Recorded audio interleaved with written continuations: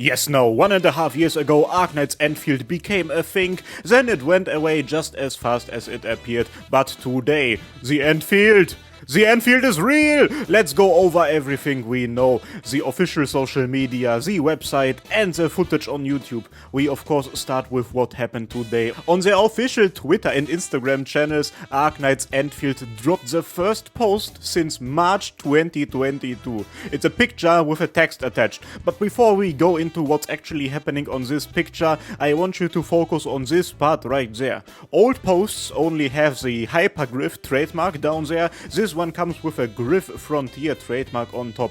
If you have very closely followed the news related to Arknights and everything around it, then you have heard of this name. From what we can tell, Gryph Frontier is a new subsidiary for Hyperglyph, which they will use in order to publish Arknights Endfield, X and other projects that they are working on. Knowing how our beloved Lowlight loves to hand out free stuff, I am not going to complain about that.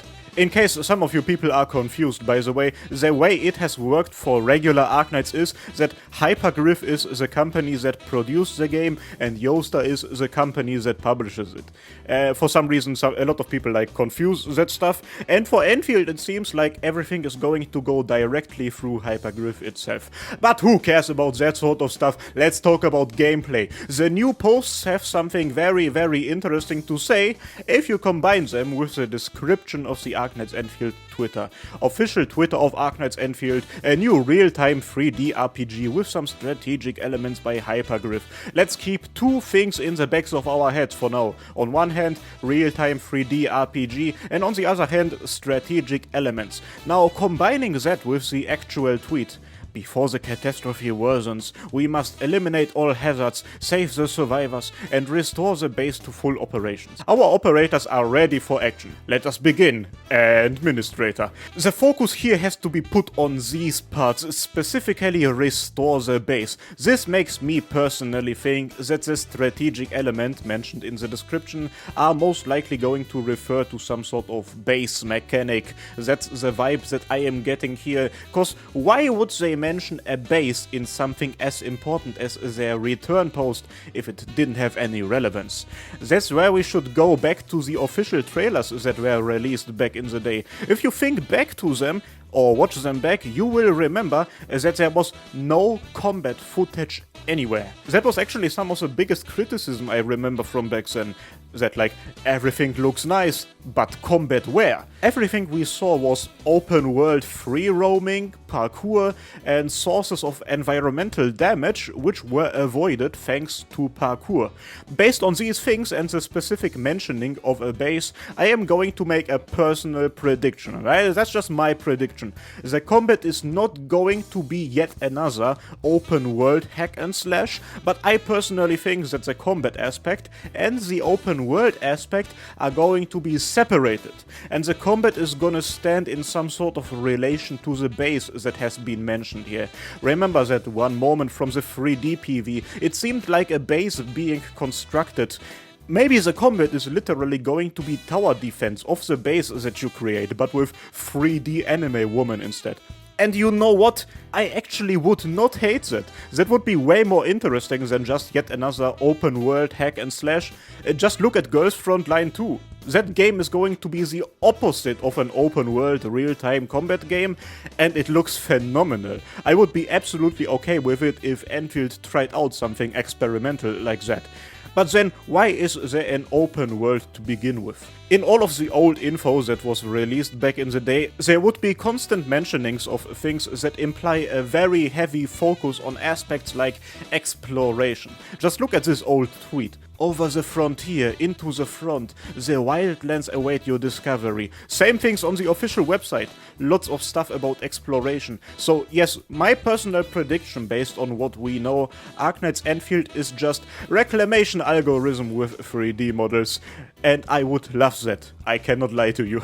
This is of course quite a bit of speculation on my side, but ayo, until we get something official, we are literally in the speculation phase of this game. What do you think? Do you agree with my prediction? prediction of the base combat and the open world exploration split as the core gameplay loop? I think it makes sense, but I want to see your predictions in the comments. Go ham down there.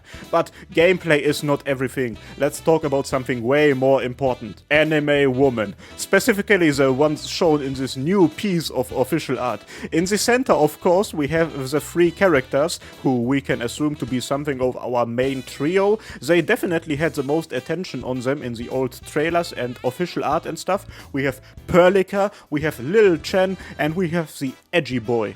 They look dope and absolutely fitting with a game set in the Arknights universe, but as awesome as they look, we have known them for a very long time. No need to focus on them.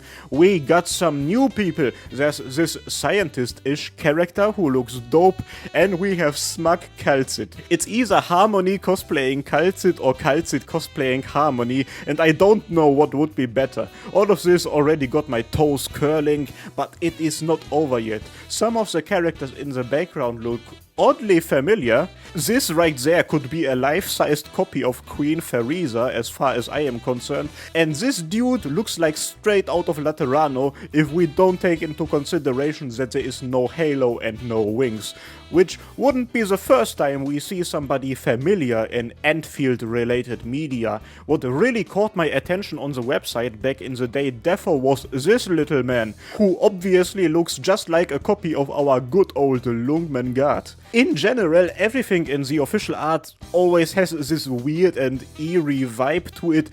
It seems almost familiar, but yet still so foreign at the same time. Like, some of the characters really look like they really fit into Arknights, and then there's a double halo. It's driving me insane. But that's where we can talk about story implications. You don't need to be a genius for this. If you watch the 3D PV from back in the day and check out some of the stuff on the official website, you will see that everything is pointing towards the fact that we are going to a new planet named Talos 2, and that the focus will lie on colonizing this new world, or like exploring it, that sort of stuff.